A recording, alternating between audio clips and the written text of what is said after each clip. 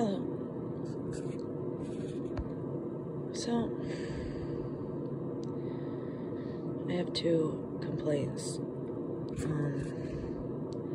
I uploaded a video last night, but then I felt like I was being a jerk towards someone's pets. So I'm gonna try to retry that and share my feelings while also not calling a cat a loser, hypothetically. Okay? So, this week when I was falling asleep and listening to stuff that kind of puts me to sleep,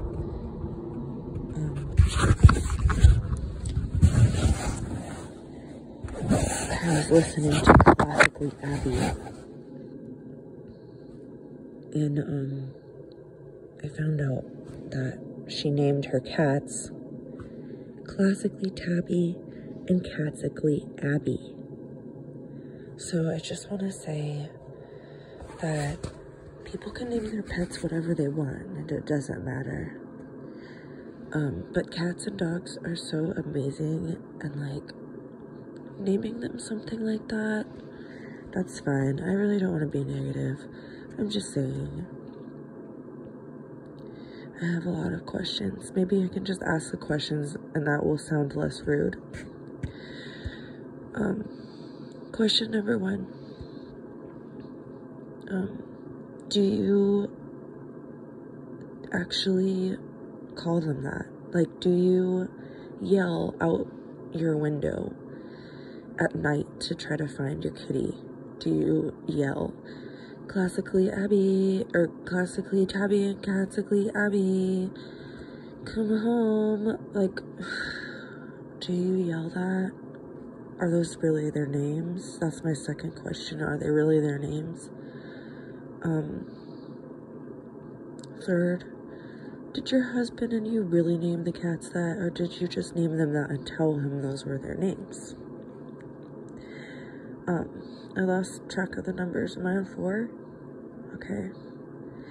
The fourth question is, what do your cats do when they're out on the town and someone asks what their name is? Like, do you really think they tell?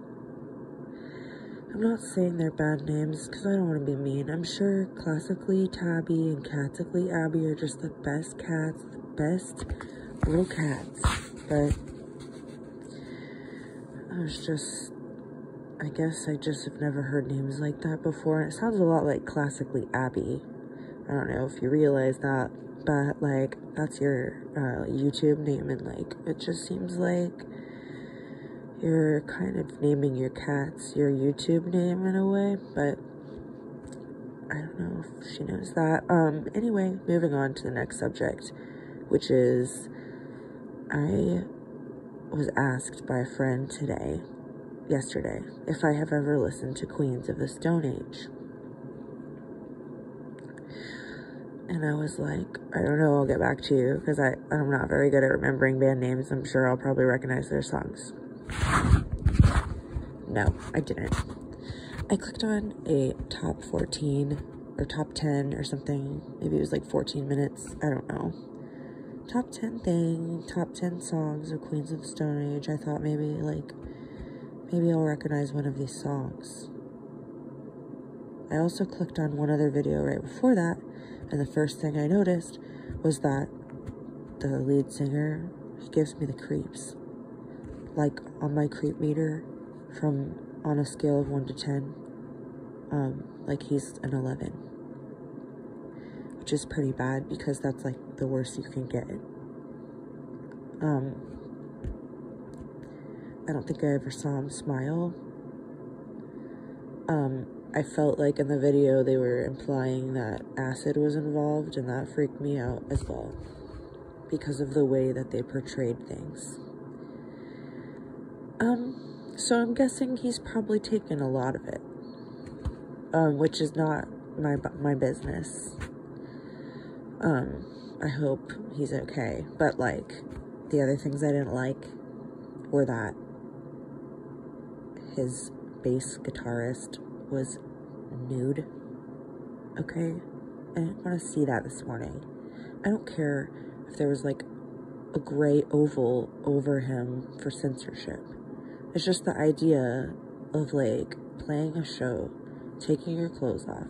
Oh, and then he smashed his bass guitar, which upsets me. It's an instrument. You don't need to do that. You don't need to. What if your bass guitar picked you up and smashed you on the stage? What would you do? So just don't. God. The other thing I didn't like was that one of their album titles was Songs for the Deaf. That sounds really offensive to me. I mean, you're using somebody's, like,